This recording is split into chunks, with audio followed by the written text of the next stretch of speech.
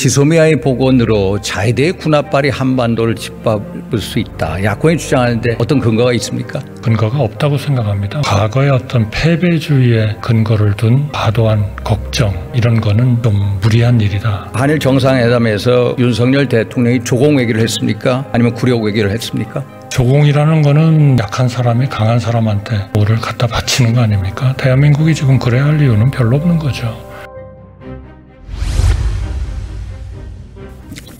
총리님, 그 과거사 문제에 얽매여서 극도로 경색되었던 한일 관계가 최근 윤석열 대통령의 일본 방문으로 훈풍이 불기 시작했습니다.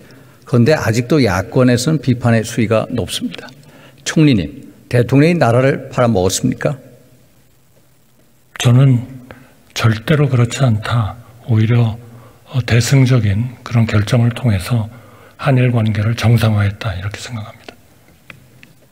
대통령의 한일 정상회담에서 얻은 게 하나도 없습니까?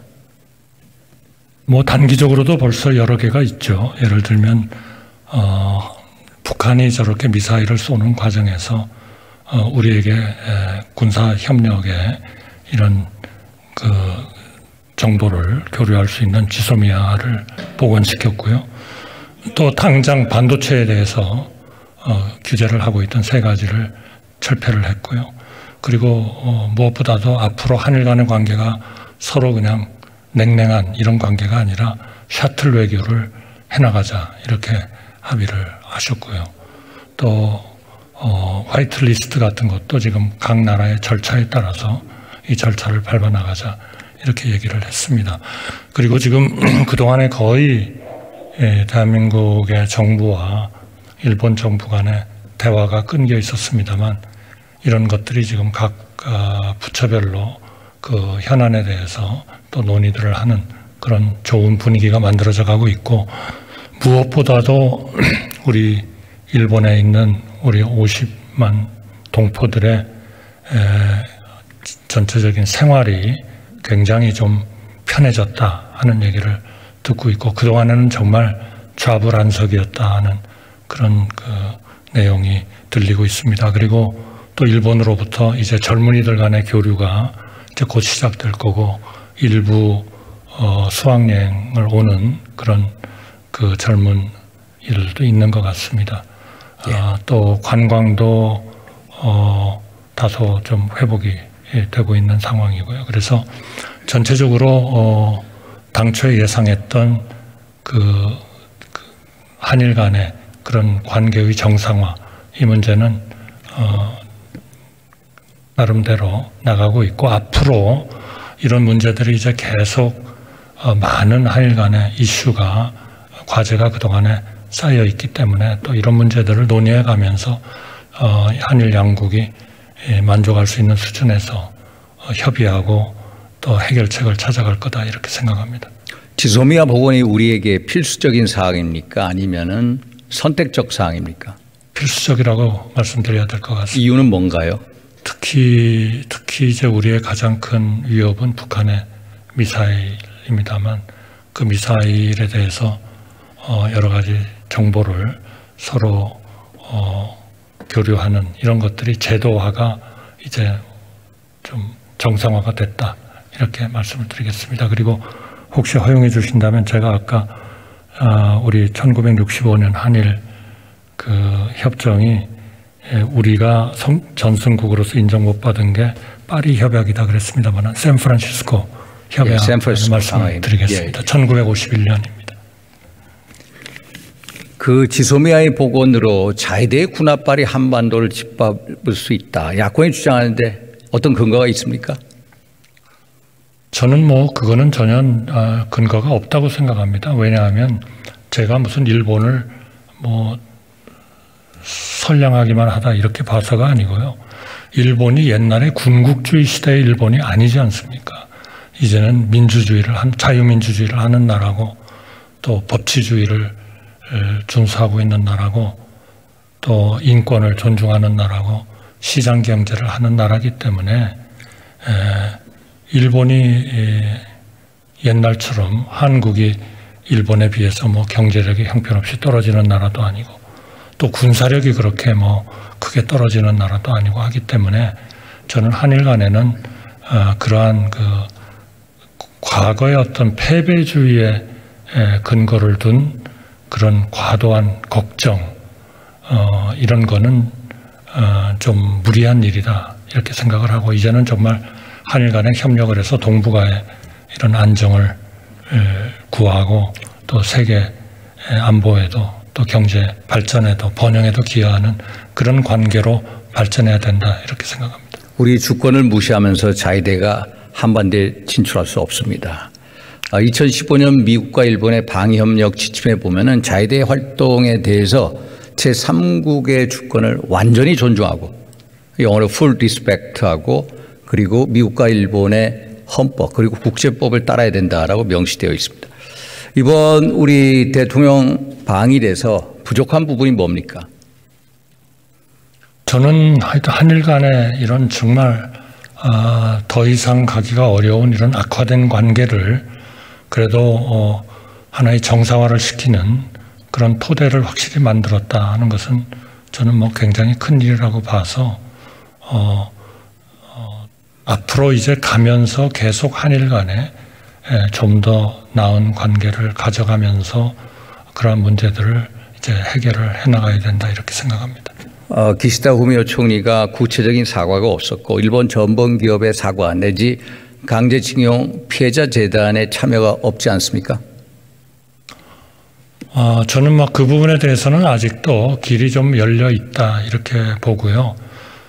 일단 오부치 김대중 선언을 포함한 그런 그 일본 정부의 역사 인식 이거를 받아들인다 이렇게 했기 때문에 그건 앞으로 오부치 김대중 선언이라는 것이 결국 통절한 반성과 마음으로부터의 사죄거든요.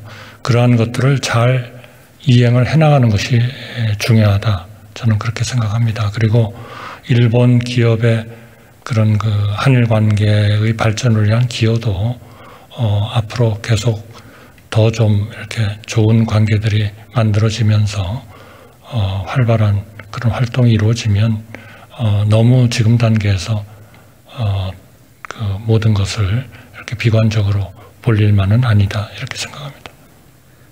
일본 정부가 선뜻 우리의 호응에 담대하게 못 나온 이유가 제가 보기엔 문재인 정부의 어떤 합숙 효과 때문이다라고 보는데 동의하십니까? 뭐 많이 들으셨겠습니다마는 그동안에 사실 일본이 한 번도 대한민국 정부에 대해서 좀 그 신뢰를 크게 할 수가 없다. 만들어진 조약도 정권이 바뀌었다고 파기해버리는 이거는 좀 문제 아니냐. 그래서 이제 물론 그 협약을 그대로 유지한다 이렇게 말씀을 하셨습니다만 재단은 일단 하여튼 그렇게 해산이 된 그런 상황이고 해서 그런 문제에 대해서 일본이 과거와 같은 그런 인식을 우리에 대해서 조금 달리 가졌었던 것은 뭐 현실적인 사실인 것 같습니다. 제가 보기에 기시다 후미오 총리가 2015년 12월 한일 위안부 합의 당시 외무상 주역이었습니다. 그런데 문재인 정부에서 화해와 치유재단을 해산했죠. 사실상 파기 선언을 했습니다. 또 2018년 10월 대법원 확정 판결 이후에 일본은 한일 청구협정에 의해서 문재인 정부에게 2019년 1월, 5월, 6월 계속해서 외교적 협의를 하자, 또 중재위원회를 구성하자, 또 3국을 통한 중재위원회 구성을 하자라고 했는데 문재인 정부가 제대로 응하지 않았습니다. 그래서 일본 정부 입장에서는 문재인 정부 또 한국 정부는 아예 믿지 못한다라는 불신감이 팽배해 있는 상황입니다. 더군다나 또 기시다 후미오 총리의 낮은 지지율, 또 정치권의 우경화 경향, 그리고 4월에 예정된 지방자치 선거, 중의원 재보궐 이런 게 영향을 미쳐서 선뜻 응하지 못했다고 봅니다. 그런데 공동 기자회견문에 보면은 기시다 총리가 구체적으로 하나하나 현안들을 풀어내겠다라고 했는데 단계적 호응을 시사를 했습니다. 그래서 이번 7월에 총리가 한국을 방문하면은 좀 더 이런 문제에 있어서 구체적인 진전이 있을 거다라고 보고 있는데 동의하십니까? 한일 간의 그 긴밀한 협의를 통해서 해결할 문제가 많이 있기 때문에 하여튼 긴밀한 협의가 굉장히 필요하다 이런 생각이고요. 저는 셔틀 외교가 진행이 되면 될수록 조금씩 한일 간의 관계가 좀 좋아지는 쪽으로 가리라고 그렇게 생각합니다. 총리님이 한일 정상회담에서 우리 윤석열 대통령이 조공 외교를 했습니까? 아니면 굴욕 외교를 했습니까? 조공이라는 거는 일종의 약한 사람이 강한 사람한테 뭐를 갖다 바치는 거 아닙니까? 대한민국이 지금 그래야 할 이유는 별로 없는 거죠. 한일 간에는 이제는 거의 동등한 관계에 있고 또 동등한 관계에서 동북아 또 전 세계를 향해서 보편적 가치를 공유하면서 기여하는 그러한 관계이기 때문에 그러한 그 표현은 아주 적절하지 않다 이렇게 생각합니다. 총리님, 그러면 윤석열 대통령이 양보를 했다고 보십니까? 결단했다고 보십니까? 저는 뭐 당연히 어려운 결단을 하셨다고 생각합니다. 사실 뭐 욕 안 먹고 편하게 있자면 아무것도 안 하는 게 제일 좋지 않습니까? 그러나 그거는 국가를 운영하는 지도자로서의 덕목은 아니다. 저는 그렇게 생각합니다. 반기문 전 유엔 사무총장은 이에 대해 어떤 평가를 내린지 아십니까? 뭐 결단을 내렸다는 그런 톤으로 말씀을 하신 것으로 알고 있습니다. 대법원 판결, 국제법, 한일 관계를 종합적으로 고려하여 내린 현실적이고 합리적인 대안이다.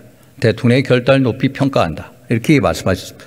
네. 정대철 신임 헌정회장의 평가는 어떻습니까?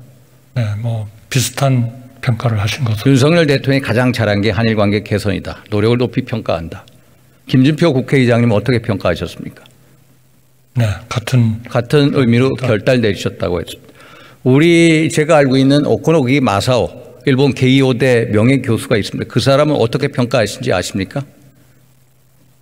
뭐 비슷한 톤으로 말씀하셨고 그러한 톤으로 말씀을 하신 거는 뭐 전 세계에 굉장히 많은 거죠. 오코노키 마사오 교수는 사석에서 일본 외계 완패다. 윤석열 대통령이 한일 외교에서 주도권을 가져갔다. 이렇게 평가를 내렸습니다. 네. 사실 한일 관계 역사를 보면은 윤석열 대통령 이전에 우리 나라 두 분의 전직 대통령이 역사적인 결단을 내리셨습니다. 아까 말씀하신 박정희 대통령 1965년 계엄령을 선포하면서 일본과 기본조약, 청권협정을 맺었습니다. 당시에 박정희 대통령은 불구대천의 원수하고 국익을 위해서 손을 잡아야 된다라고 역설을 냈습니다. 김대중 대통령 1998년 10월이죠. 오부치 게이조 총리와 21세기 새로운 한일 파트너십 공동선언을 서명했습니다. 당시 일본 문화 개방에 대해서 우리 국민의 80% 이상이 반대를 했습니다. 그런데 김대중 대통령은 뭐라고 생각하셨냐? 한일 관계를 피해자와 가해자의 고정적인 틀 속에 묶어놓고 가해자가 건건히 사과하기 전까지 한일 관계가 나아갈 수 없다라는 게 아니라 피해자이지만은 먼저 화해 손을 내밈으로써 가해자의 사과 협력을 이끌어내자. 이게 한일 관계에 있어서 김대중 정신이고 김대중식 결단이었습니다. 저는 이러한 결단을 이어나간 게 윤석열 대통령이다. 그래서 후세 사과 평가할 거다 보는데 동의하십니까? 우리의 여러 가지 국력이나 현재 국격으로 봤을 때 대한민국이 그런 외교에 있어서 좀 더 주도적으로 나가야 하는 그러한 그 위치에 있다. 저는 그렇게 생각합니다. 이번 정상회담에서 독도 문제가 거론되었나요? 안 됐습니다. 독도의 디귿자도 나오지 않았죠. 안 나왔습니다. 한일 위안부 합의에 대해서는 얘기가 나왔죠. 그러나 그게 의제로서 논의된 바는 전혀 없습니다. 예, 사실 독도나 위안부 문제를 위자해서 어떤 서로 얼굴 붉힐 일은 만들 수 없다라는 게 맥락상의 판단입니다. 네. 그러면 후쿠시마 현산 수산물 수입 규제 철폐 요구는 있었습니까? 그러나 그런 거는 뭐 저희 정책이 워낙 분명하기 때문에 거기에 대해서는 뭐 그렇게.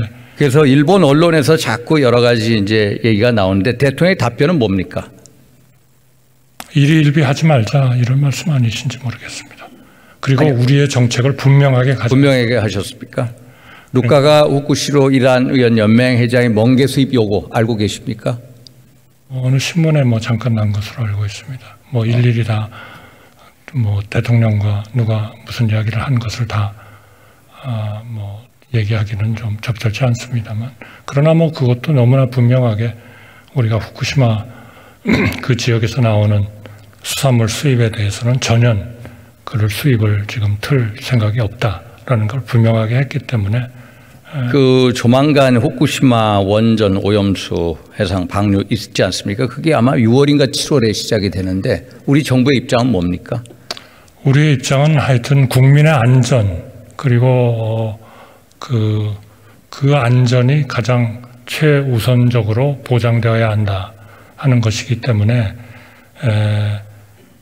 이러한 것들이 보장될 수 있도록 그 IAEA라는 국제기구가 그러한 그 여러 가지 검증을 하고 있는 것에 대한민국의 기관이 참여하고 있고 그 대한민국의 그 전문가가 지금 참여하고 있습니다. 그래서 거기에 더해서 저희는 좀 대한민국이 좀 그 독자적으로 그런 검증을 할 수 있는 그런 그 계기를 가져보자라는 쪽으로 일본과 협의를 하고 있습니다. 일각에서는 오염수의 안전성이 충분히 입증되기 전까지 국제해양법 재판소에 해양수 방류를 저지해달라는 잠정 조치를 신청하자라는 의견이 있습니다. 어떤 입장이십니까? 글쎄요. 그것도 뭐 하나의 방안으로서 검토는 해볼 수 있겠습니다만 우리가 현재 같은 상황에서 반드시 이길 수가 있는지 하는 것은 아마 예단은 좀 하기 어렵지 않나 싶습니다. 한일 정상회담에 대해서 국정조사를 하자, 청문회를 하자라는 데 정부의 입장은 뭡니까? 총리님? 이제까지 그런 거 해본 적이 없지 않습니까? 그리고 이거는 고도의 통치권적인 차원이고요. 통치권적인 행위다. 그리고 정상 간의 그런 그 고도의 그런 논의와 회의라는 것은 그렇게 운영될 수는 없다 이렇게 생각합니다.